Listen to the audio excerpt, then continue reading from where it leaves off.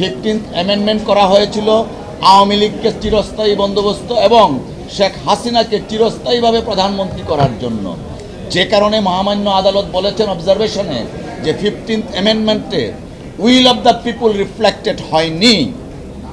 Basic কনস্টিটিউশনে basic structure যেটা আছে, জনগণ সকল ক্ষমতার উৎস, সেই জনগণের সকল ক্ষমতার উৎসটা এবং রিফ্লেকশনটা 15th অ্যামেন্ডমেন্টে ছিল না, যে কারণে মহামান্য আদালত 15th অ্যামেন্ডমেন্ট টোটালটা আলট্রা ভায়ার্স হিসেবে ঘোষণা করেছেন।